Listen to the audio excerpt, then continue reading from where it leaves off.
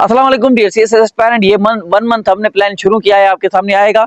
तो आज इसका सबसे पहले हम करंट अफेयर पढ़ेंगे, ठीक है। और बाकी 3 सब्जेक्ट इसके बाद एक बाय एक जैसे डेली हम पढ़ते हैं। तो फेडरल पब्लिक सर्विस कमीशन की वेबसाइट पर जो कि सिलेबस दिया गया है उसी मुताबिक ही मैं सब कुछ आपको पढ़ाता हूँ। वहां से सिलेबस डाउनलोड करके फिर मेरे लेक्चर देखें, आपको समझ आ जाएगी, ठीक है। तो नंबर 1 पर आज पढ़ेंगे इंटरनेशनल इशू अगस्त के करंट अफेयर। पाकिस्तान के हमने अगस्त के कंप्लीट कर लिए। इंटरनेशनल भी कल वाला लेक्चर जिसने नहीं देखा वो देखे। तो चलो लेक्चर को शुरू करते हैं बिना देर किए। सब बात आपको मैं क्लियर बता चुका हूं, ठीक। तो 11th नंबर पर एमसीक्यू आता है, which African country hosted 2025 UCI road world championship August 2025। ये एमसीक्यू है इंटरनेशनल अफेयर, ठीक है। तो ये रवांडा में हुआ था। अभी इसकी थोड़ी एक्सप्लेन, जैसे हर वीडियो की तरह हर लेक्चर में थोड़ी थोड़ी एक्सप्लेनेशन हर एमसीक्यू की होती है, जैसे आपका कांसेप्ट क्लियर हो जाए। UCI road world championship cycling का सबसे बड़ा इंटरनेशनल इवेंट है। 2025 में रवांडा अफ्रीका ने इस इवेंट को होस्ट किया था। होस्ट का मतलब है वहां हुआ था। ये अफ्रीका के लिए पहली बार था।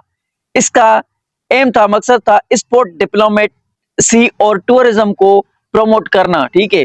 इससे इकोनॉमी मजबूत होती है, टूरिज्म को अट्रैक्ट करना, अपने मुल्क में लाना।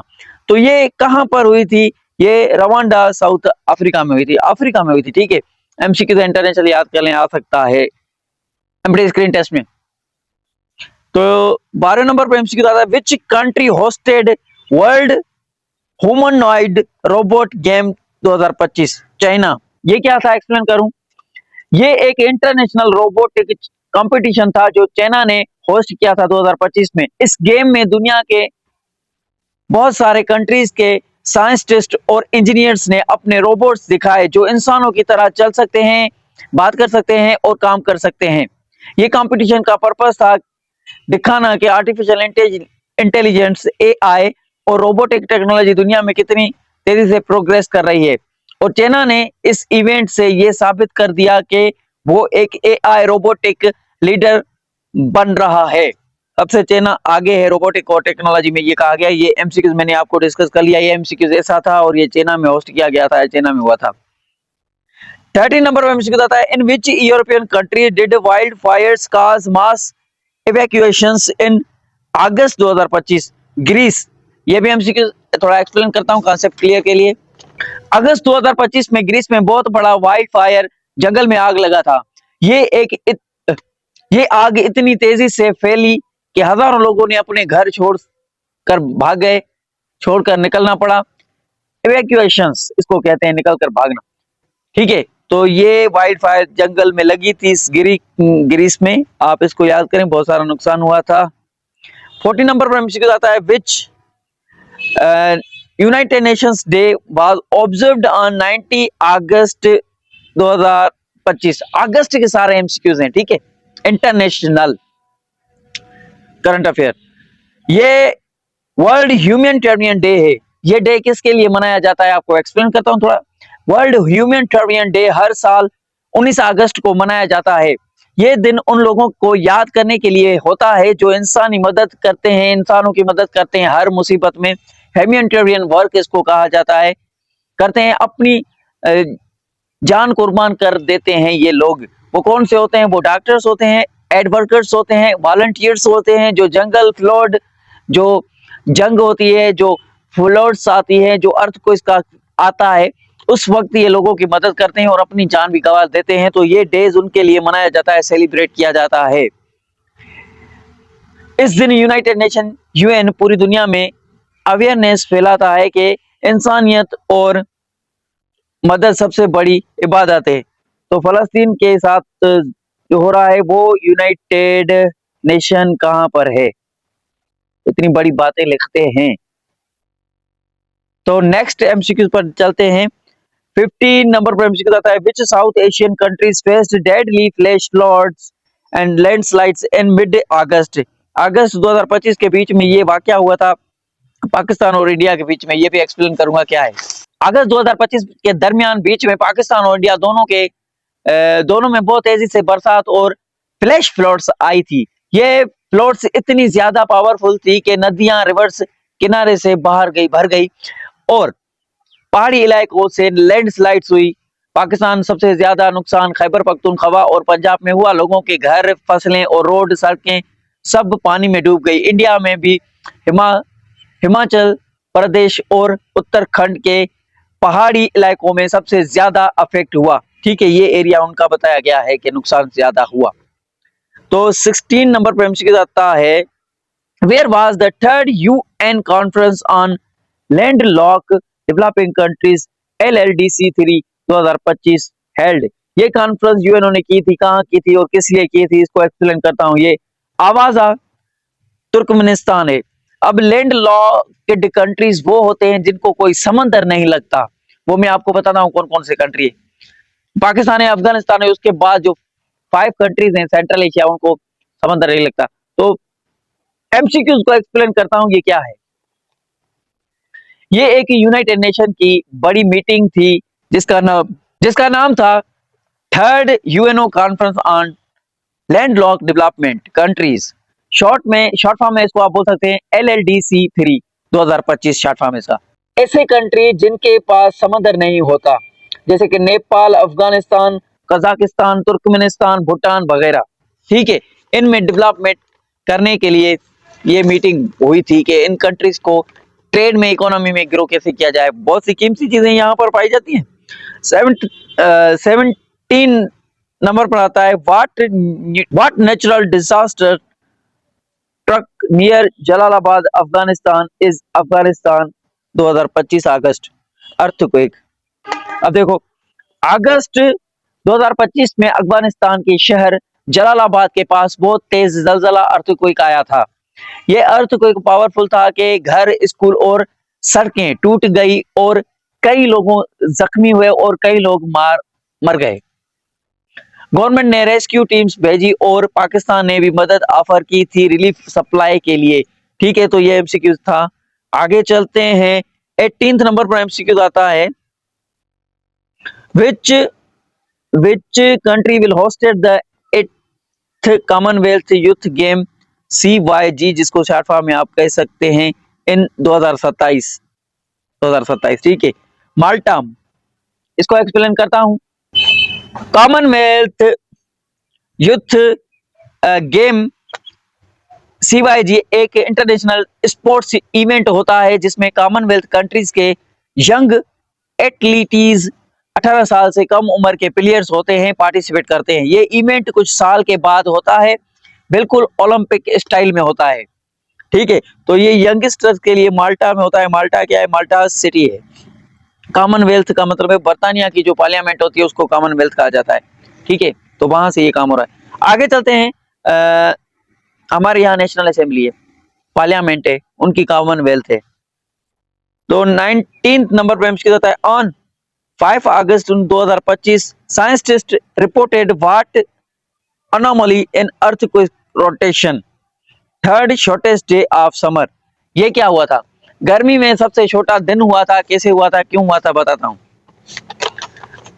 5 अगस्त 2025 को साइंटिस्ट ने नोटिस किया कि जमीन, अर्थ जिसको हम बोलते हैं, हमारी जमीन अपने घूमने की स्पीड थोड़ी तेज कर दी थी, थोड़ी उसकी स्पीड बढ़ गई थी। जो रिवॉल्यूशन करती है और जो रोटेशन करती है, रोटेशन की स्पीड चेंज हो गई थी, रिवॉल्यूशन से साल जल्दी हो जाएगा।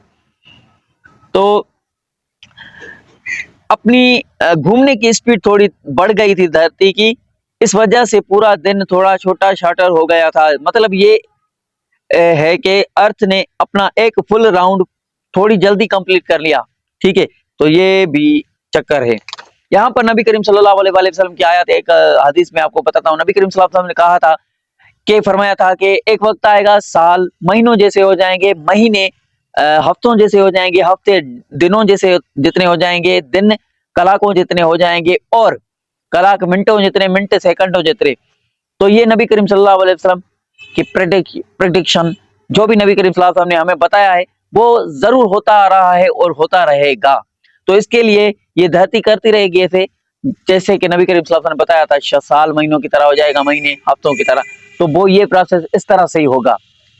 Let's get started. आगे चलते हैं। तो आज के लिए लास्ट एमसीक्यूज है करंट अफेयर का, उसके बाद दूसरा सब्जेक्ट पढ़ते हैं। तो 20 नंबर पर एमसीक्यू आता है, where was the China Russia joint naval exercise joint sea 2025 conducted sea of Japan. ये क्या है, चलो इसको भी एक्सप्लेन कर देता हूं। अगस्त 2025 चाइना और रशिया ने कंडक्ट किया ज्वाइंट नावल एक्सरसाइज, इसका नाम था ज्वाइंट सी 2025, ये लिखा हुआ है, ठीक है, इसका नाम था ज्वाइंट सी 2025, ये लिखा हुआ है, ठीक है। तो अगस्त 2025 में चाइना रशिया ने मिलकर एक बड़ी और एक्सरसाइज नावल एक्सरसाइज, एक बड़ी नावल एक्सरसाइज समुद्री फौजी की प्रैक्टिस की। ये एक्सरसाइज का नाम था ज्वाइंट सी 2025। ये मिलिट्री एक्सरसाइज होती है जहां दोनों मुल्कों की नेवी शिप्स, सबमरीन और एयरक्राफ्ट मिलकर प्रैक्टिस करते हैं कैसे मिलकर एनिमी दुश्मन के अटैक का जवाब देना है और कैसे सी में कम्युनिकेशन और कोऑर्डिनेशन बेहतर बनाना है। मतलब कि अपनी मिलिट्री को मजबूत बना रहे हैं, ये काम चल रहा है, ठीक है।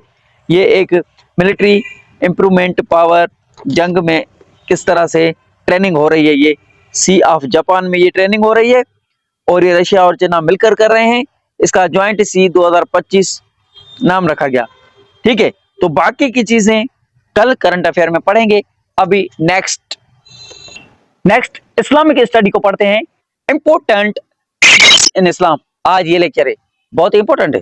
तो नंबर 1 पर एमसीक्यू आता है, विच एंजल ब्रॉट रिवलेशन, वही जिसको बोलते हैं नबी करीम सल्लल्लाहु अलैहि वसल्लम के पास पे वही नाजिल होती, तो वो कौन से फरिश्ते थे जो नबी करीम सल्लल्लाहु अलैहि वसल्लम के पास लेके आते कुरान की आयत, अल्लाह ताला का पैगाम, वो थे हजरत जिब्राइल अलैहिस्सलाम, ठीक है। आगे चलते हैं, दूसरे नंबर पर एमसीक्यू आता है, which angel is responsible for taking souls at the time of death, जब इंसान की मौत का टाइम आता है तो वो कौन सा फरिश्ता है जो इंसान के पास आता है, उसकी रूह कब्ज करके लेके चला जाता है, इजराइल, ठीक है। तो एंजल ऑफ डेथ इसको कहा जाता है। आगे चलते हैं, थर्ड नंबर पर एमसीक्यू है, ये एमपीटी स्क्रीन टेस्ट में एंजल से सवाल आते हैं, बहुत बार आए हैं, ठीक है। तो which angel will blow the trumpet sur on the day of judgment, वो कौन सा फरिश्ता है जो कयामत के दिन फूक मारेगा, सूर फूकेगा तो कयामत आएगी, सब कुछ तबाह हो जाएगा, वो है इसराफील, ठीक है। इसको अल्लाह ताला ने इसके लिए बनाया है, कयामत का दिन ये सूर फूकेगा। फोर्थ नंबर पर एमसीक्यू आता है, which angel is responsible for providing sustenance, क्या, रेन फूड एटीसी, वो कौन सा फरिश्ता है जो बारिश बरसाता है, और कौन सा फरिश्ता है बारिश भी बरसाता है और फूड भी इंसानों की तरफ पहुंचाता है, हर जानदार हर चीज की तरफ जो खादो खुराक पहुंचाता है, प्रोविजन करता है, वो है मिकाइल, ठीक है, वो है मिकाइल। आगे चलते हैं, 5 नंबर पर एमसीक्यू कहता है, how many main archangels are mention in Islam, वो आर्क एंजल्स वो फरिश्ते होते हैं जो सबसे बड़े फरिश्ते होते हैं, फरिश्तों के लीडर होते हैं, जो अल्लाह के खास कामों की जिम्मेदारियां होती है जिनके ऊपर, तो वो होते हैं जिब्राइल, मिकाइल, इजराफील, इजराइल, ठीक है। ये 4 एंजल हैं, ये आप याद रखना। 6 नंबर पर एमसीक्यू आता है, विच 2 एंजल्स रिकॉर्डेड ह्यूमन डीड, कौन से फरिश्ते हैं जो कि हमारे राइट और लेफ्ट शोल्डर पर बैठे होते हैं, ये हमारी ह्यूमन की डीड्स, अच्छाई बुराई जो भी करते हैं वो लिखते हैं, वो है करामान कातबीन 2 फरिश्ते हैं जो कि हमारे शोल्डर पर राइट और लेफ्ट साइड बैठे हैं, जो हमारी अच्छाइयां और बुराइयां लिखते हैं।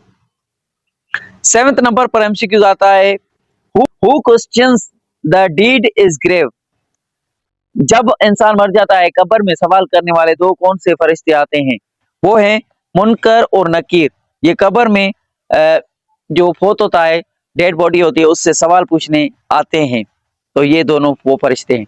8 नंबर पर एमसीक्यू आता है, who were the 2 angels sent to the test people of Babylon, अब इसके बारे में थोड़ी डिटेल दूंगा, हारूत और मारूत, ठीक है। ये क्या है, अल्लाह ने बेबिल इराक की साइड, ये शहर है, 2 फरिश्ते हारूत और मारूत को अल्लाह ताला ने वहां पर भेजा और लोगों को कहा, और अल्लाह ताला ने कहा इनको कि लोगों को आजमाओ, टेस्ट करना था अल्लाह ताला को कि उनको मैजिक सिखाओ, जादू सिखाओ, ठीक है।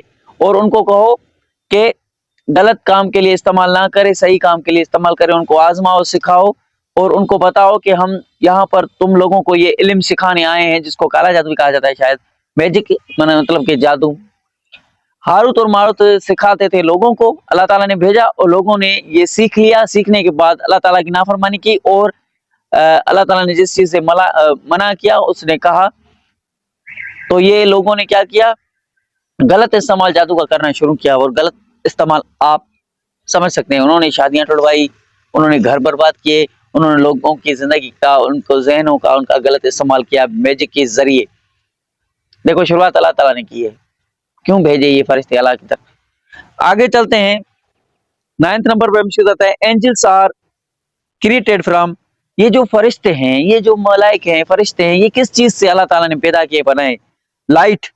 लाइट का मतलब है नूर, नूर से पैदा हुए हैं, ठीक है। 10th नंबर पर हमसे आता है do angels have any, do angels have any gender और डिजायर लाइक ईटिंग, स्लीपिंग? ये लिखा गया है, येस और नो का जवाब दो कि वो एंजल जो हैं वो क्या खाते हैं, क्या सोते हैं, क्या उनकी ख्वाहिश होती है, क्या उनका जेंडर होता है, क्या वो फीमेल और मेल होते हैं, ये पूछा गया है। यहाँ पर आपको नो टिक करना है। एंजल्स ना खाते हैं, ना पीते हैं, ना सोते हैं और ना इनका कोई जेंडर है, ठीक है। नेक्स्ट, तो अभी हम पाकिस्तान अफेयर पढ़ते हैं, जिसको पाकिस्तान हिस्ट्री कहा जाता है। Pakistan history CSS MPT screen test के लिए मैंने रिटन और एमपीटी के लिए कंप्लीट एक जबरदस्त हिस्ट्री के एक्सप्लेन किए हैं, एक एक टॉपिक को अलग अलग करके।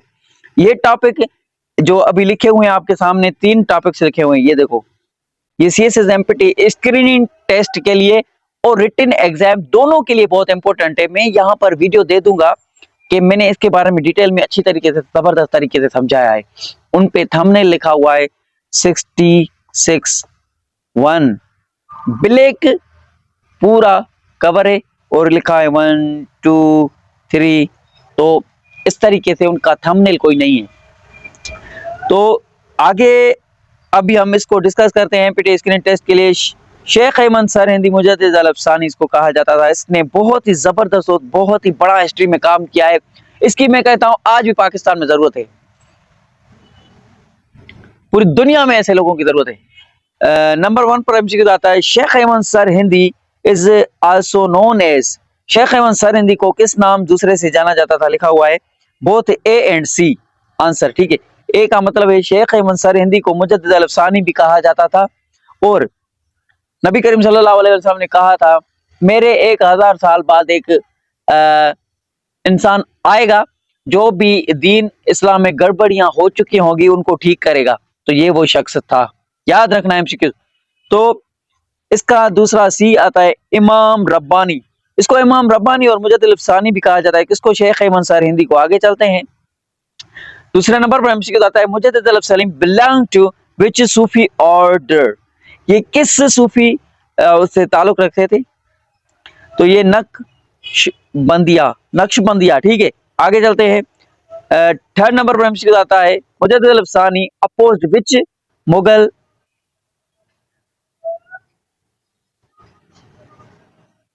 Which Mughal emperor religious policies. Akbar. जब मुगल एम्पायर हम पढ़ेंगे कल, मुगल एम्पायर के मैं एमसीक्यू दूंगा एमपीटी स्क्रीन टेस्ट के लिए। तो मुगल एम्पायर में अकबर बादशाह था।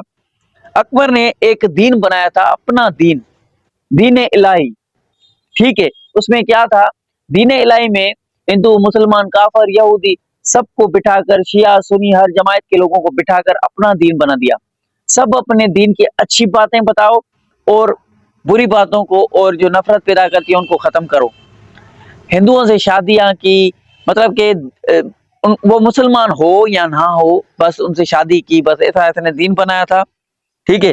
फिर मुजद्दिद अल अफसानी ने इसके खिलाफ रिलीजियस पॉलिसीज, जो अकबर ने ये पॉलिसी बनाई थी इसके खिलाफ, मुजद्दिद अल अफसानी ने इसको दीन इलाही को अपोज किया। ये बहुत बड़ी हिस्ट्री है, मैंने दिया हुआ है। तो मुजद्दिद अल अफसानी ने किसके खिलाफ जंग की थी? अकबर के खिलाफ जंग की थी, ठीक है। 4th नंबर पर हमसे आता है the main aim of Sheikh Ahmad Sirhindi his movement was to, Sheikh Ahmad Sirhindi ने मूवमेंट स्टार्ट की थी, वो ये मूवमेंट जो ये इवेंट हुआ था ये किसके खिलाफ था? Purify Islamic belief and oppose the Akbar Din Ilahi. देखो ऊपर वाला एमसीक्यू आ गया। तो ये इस्लाम को ठीक करने में, बिलीफ अकीदा जो इस्लाम का दीन और हमारा है उनको ठीक करने के लिए मूवमेंट स्टार्ट की थी, सच्चाई बताई थी दीन की, इस्लाम की, और दीन इलाही को अपोज किया, कहा कि ये हमारा दीन इस्लाम नहीं है, वो चीज अलग है। 5 नंबर पर एमसीक्यू आता है, Sheikh Ahmad Sirhindi reforms movement led the foundation for religious revivalism in South Asia. ठीक है, ये मजहब को, रिवाइवलिज्म का मतलब है कि फिर से दीन को जगाया, उठाया, लोगों को, मुसलमानों को जगाया, उठाया, कहा कि दीन और इस्लाम हमारा ये है, इन चीजों को फॉलो करो, इन चीजों को प्रैक्टिस करो। ये दीन और मुसलमानों की आइडेंटिटी को प्रोटेक्ट करने आया था। मैंने कंप्लीट लेक्चर दिया है। तो 5 नंबर पर हम शाह वलीउल्लाह भी ऐसे काम करने आया था, जो कि 1703 में शाह वलीउल्लाह आए थे और 1762 तक ये थे। तो नंबर 1 पर एमसीक्यू आता है, Shah Waliullah translated the Holi Quran into Persian. Shah Waliullah ने लोगों को उस दौर में समझाने के लिए कुरान पाक को ट्रांसलेट किया था पर्शिया में। पर्शिया लैंग्वेज उस वक्त फेमस थी, हर कोई जानता था। नंबर 2 पे एमसीक्यू आता है शाह वलीउल्लाह का, the main objective of Shah Waliullah reforms movement was, क्या था? Religious moral regeneration of Muslim. ठीक है, इसने मजहब को ठीक करना था, दीन और इस्लाम के लिए ये आया था, और मोरल इखलाकियात मुसलमानों की और मुसलमानों की आइडेंटिटी को प्रोटेक्ट करने के लिए रीजनरेट किया उनको, जो कि वो गुमराह हो चुके थे। तीसरे नंबर पर शाह वलीउल्लाह से एमसीक्यू आएगा, Shah Waliullah invited which Afghan ruler to attack India. Ahmad Shah Abdali को खत लिखा और कहा कि इंडिया पर अगर अटैक करो, जो इंडिया के बड़े बड़े रूलर और बादशाह थे उनके खिलाफ, क्योंकि वो दीन और इस्लाम के खिलाफ गलत एक्टिविटी कर रहे थे। तो 4 नंबर पे एमसीक्यू आता है, शाह वलीउल्लाह एम्फसाइज्ड, शाह वलीउल्लाह ने किस चीज पर जोर दिया था? यूनिटी अमंग मुस्लिम्स, शिया और सुन्नी की यूनिटी कराई थी। ये मैंने कंप्लीट लेक्चर दिया हुआ है शाह वलीउल्लाह का, देख सकते हैं आप प्लेलिस्ट में, पाकिस्तान हिस्ट्री में मौजूद है, पाकिस्तान अफेयर की लिस्ट हिस्ट्री कंप्लीट जो कि डिटेल में दिए हुए 1 2 3 4 5 ऑब्जेक्टिव ऑफ शाह वलीउल्लाह में कंप्लीट मैंने आपको बताया था। तो इसका मकसद शाह वलीउल्लाह का ये जोर दिया और इसका काम था यूनिटी करना ना मुसलमानों के बीच में। उन्होंने कहा कि ये शिया सुन्नी, ये सेक्टरिज्म को खत्म करो, मुसलमान यूनिटी बन जाओ, शिया सुन्नी को छोड़ो, देवबंदी वहां भी कोई भी नहीं है, सब मुसलमानों साथ मिलकर काम करो। 5 नंबर पर शाह वलीउल्लाह से एमसीक्यू आएगा, Shah Waliullah sons continue his mission through religious and educational reforms. Shah Waliullah के बाद में बेटे आए, उन्होंने मजहबी तौर पर काम किया और एजुकेशनल रिफॉर्म्स लाए, स्कूल्स कॉलेजेस इस तरह से बनवाए और आगे दीन को फैलाते गए। ठीक है, तो उसके बाद ये टॉपिक बनता है पाकिस्तान की हिस्ट्री में सूफियों की बहुत बड़ी, यहाँ पर एक हिस्ट्री में नाम था, चला था, हर दौर में ये मौजूद थे। डिवाइन इन सब कंटिनेंट, डिवाइन का मतलब होता है अल्लाह ताला का दिया हुआ दीन। ये इस वर्ड की मीनिंग मैंने बताई, बाकी लोगों के काम अपने अपने। नंबर 1 पर इनसे आता है, द मेन मकसद क्या था सूफियों का? Was to spread Islam through the love and tolerance. एक दूसरे को बर्दाश्त करो और प्यार करो, इसी तरीके से ये इस्लाम को फैलाते थे। ये इनका तरीका था सूफियों का। आगे चलते हैं, दूसरे नंबर पर एमसीक्यू आता है, the founder of Chishti order in India was, ये क्या था? ख्वाजा मुईनुद्दीन चिश्ती। इसने इंडिया में ये चिश्ती एक किस्म का फिरका कह लें, दीन लाया, फैलाया। आगे चलते हैं, 3rd नंबर पर सूफियों से जो आता है, दाता गंज बख्श रूट हिज फेमस बुक। अब दाता गंज बख्श भी था, एक हिस्ट्री में आया था, नाम है इसका बहुत बड़ा, तो कशफुल महजूब, कशफ महजूब, इसने ये बुक फेमस लिखी थी। इसमें क्या क्या था ये डिटेल में बाद में पढ़ेंगे हम। 4th नंबर पर एमसीक्यू आता है, Nizamuddin Auliya belong to which Sufi order. ये बहुत बड़े सूफी आलिम थे। ठीक है, औलिया इसको कहा गया, ये किस से ताल्लुक रखते थे? ये चिश्ती से ताल्लुक रखते थे, चिश्ती से। ठीक है, चिश्ती एक मैंने कहा ना, इसी तरह जैसे सुन्नी वहाबी सिख होते हैं, पंजाबी होते हैं, इस तरह से। तो 5 नंबर पर एमसीक्यू आता है, the message of Sufism is the subcontinent was based on, सूफियों का जो मैसेज पैगाम था वो किसके लिए था सब कंटिनेंट में, बड़े सगीर में, जब पाकिस्तान आजाद नहीं हुआ था? लव, पीस और ह्यूमैनिटी, ये इस्लाम की मीनिंग है। इस्लाम वर्ड की मीनिंग ये है, कल आपने लेक्चर देखा होगा तो मैंने वहां पर इंट्रोडक्शन टू इस्लाम में मैंने बताया था, लव, पीस और इंसानियत। ठीक है, सूफियों का ये मैसेज था कि लव, पीस और ह्यूमैनिटी। सूफियों का अपना मजहब है, सूफीइज्म। ठीक है, तो नेक्स्ट लास्ट सब्जेक्ट है हमारा, तो लास्ट सब्जेक्ट है जनरल साइंस और एबिलिटी का, जनरल साइंस का। तो लास्ट है जनरल साइंस। ठीक है, अर्थ और स्पेस के बारे में फिजिकल साइंस कहा जाता है, फेडरल पब्लिक सर्विस कमीशन की वेबसाइट पर आप देख सकते हैं। और उसके बाद ये फिजिकल साइंस है, बायोलॉजिकल साइंस है। कल हम बायोलॉजिकल साइंस से आगे पढ़ेंगे, कल हमने बायोलॉजिकल साइंस के एमसीक्यूज डिस्कस किए थे। नंबर 1 पर एमसीक्यू आता है, the inter most layer of the earth is called core. देखो, ये हमारी गोल जमीन है, इसकी फर्स्ट लेयर है, सेकंड लेयर है, थर्ड लेयर है, ये कोर है बीच में। ठीक है, तो इसको कोर कहा जाता है। आगे चलते हैं, दूसरे नंबर पर एमसीक्यू आता है, which layer of the atmosphere contain the ozone layer. Ozone layer मैंने आपको डिटेल में कल कुछ दिन पहले बताया था, ओजोन लेयर कहाँ पाया जाता है। ये धरती है, धरती के ऊपर ये लेयर है, फिर इसके ऊपर लेयर है, ऐसे 5 लेयर से मैंने उसके नाम भी बताए थे। तो ओजोन लेयर कौन सी लेयर में पाया जाता है, वो है स्ट्रेटोस्फेयर। ठीक है, ये इसमें पाया जाता है ओजोन लेयर। आगे चलते हैं, ये चौथी लेयर होगी। तो थर्ड नंबर पर एमसीक्यू आता है, the earth complete one rotation in its axis. Axis क्या है, ये एक ऐसे आप पेन की तरह होती है, एक्सिल है इस तरह से। ठीक है, और यहाँ पर बीच में इसके धरती है, ये एक इमेजिनरी लाइंस होती है जो कि साइंटिस्ट हमें समझाने के लिए बताते हैं। ठीक है, तो एक्सिल पर घूमती है, मतलब कि ये टिल्टेड है थोड़ी धरती इस तरह से, और ये इस तरह से गोल घूमती है, रोटेट करती है। और ये जब इस तरह से सूरज के गोल रोटेट रिवोल्यूशन करती है, वो रिवोल्यूशन होता है, और जब ये अपने एक्सल पर गोल घूमती है तो इसको रोटेशन बोलते हैं। तो ये 24 घंटों में ये अपना एक एक्सल पर गोल घूमती है, रोटेशन कंप्लीट करती है। तो डे डे डे और नाइट होता है। ठीक है, और सूरज के गोल रिवोल्यूशन करती है तो साल होता है। फोर्थ नंबर पे हमसे बताता है, which is the largest planet in our solar system is Jupiter. Jupiter, हमारे सोलर सिस्टम में 8 प्लैनेट्स हैं। सोलर सिस्टम में solar system solar system solar system, हमारा सोलर सिस्टम बना हुआ है जिसमें बीच में सन है, बाकी 8 प्लैनेट्स उसके गोल चक्कर लगाते हैं। वो है मैंने पहले हुए बताए, सबसे बड़ा जुपिटर है। ठीक है, लार्जेस्ट। 5 नंबर पर एमसीक्यू आता है, the movement of the tectonic plates cause. ये जो टेक्टोनिक प्लेट्स के बारे में मैंने डिटेल में आपको लेक्चर दिया था, जनरल साइंस की प्लेलिस्ट में जाके देख सकते हैं। टेक्टोनिक प्लेट्स क्या होती है, ये जमीन के नीचे प्लेट्स होती है। ठीक है, ये 3 किस्म की होती है, और किस तरह से दलदल आता है। अब जब टेक्टोनिक प्लेट्स मूव करती है, जमीन के अंदर स्लाइड करती है, वोल्केनो की वजह से, जो अंदर लावा मौजूद है धरती में, आग जो जलती रहती है, चलती रहती है, उसकी वजह से अर्थक्वेक आता है। मतलब कि टेक्टोनिक प्लेट्स इधर उधर मूव करती है, उस मूवमेंट की वजह से अर्थक्वेक आता है। आगे चलते हैं, 6 नंबर पर एमसीक्यू आता है, which planet is known as the red planet. Red, red colour आपको पता है वो कौन सा प्लैनेट से, 8 प्लैनेट्स मैंने बताया जो इसका कलर रेड है, वो मार्स है। ठीक है, आगे चलते हैं, 7th नंबर पर एमसीक्यू आता है, the instrument used to measure intensity of earthquake is. हर चीज को माप तोल करने के लिए साइंटिस्ट ने एक इंस्ट्रूमेंट बनाया हुआ है।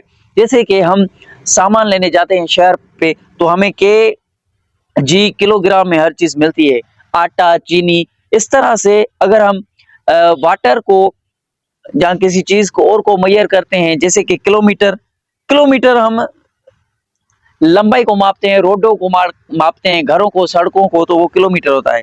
इसी तरीके से अर्थक्वेक की शिद्दत को माप तोल करने के लिए कितना परसेंट, जिससे कि हम बिजली को माप तोल करने के लिए एम्पेयर यूज करते हैं। एम्पेयर की कितनी एम्पेयर की बिजली खर्च हुई, कितनी एम्पेयर बिजली आ रही है, कितनी एम्पेयर बिजली जा रही है, ये सारा मीटर जो चेक करता है वो इंस्ट्रूमेंट होता है।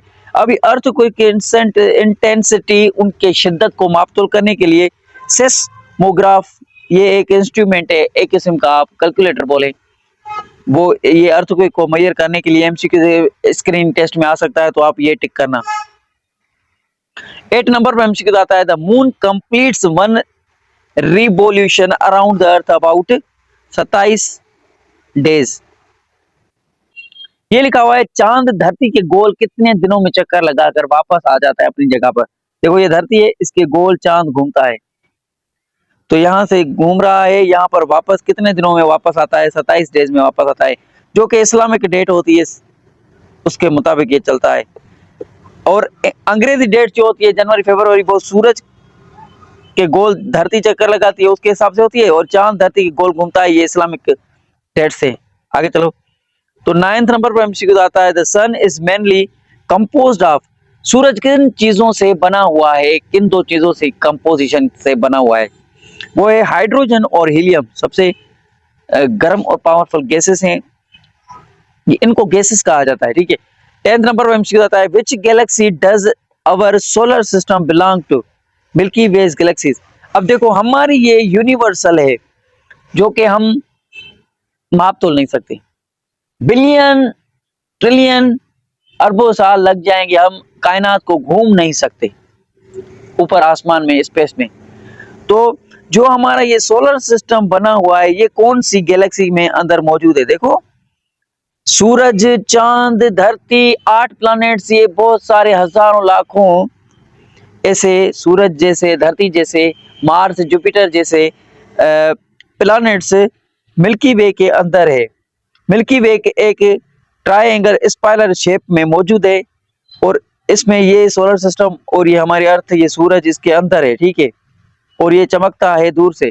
अब इससे जब हम बाहर निकल जाएंगे तो हम अपनी धरती से, सूरज से, चांद से, 8 प्लैनेट से बिल्कुल दूर चले जाएंगे, मिल्की वे के दूर चले जाएंगे तो हजारों और भी गैलेक्सीज मौजूद हैं, उनमें भी ये प्लैनेट्स ऐसे हो सकते हैं। तो ये था आज का lecture, keep watching, stay connected. तो ये सोलर सिस्टम हमारा किस गैलेक्सी में मौजूद है, वो गैलेक्सी मिल्की वे गैलेक्सी कहलाती है, ठीक है। कीप वॉचिंग, स्टे कनेक्टेड, अल्लाह हाफिज।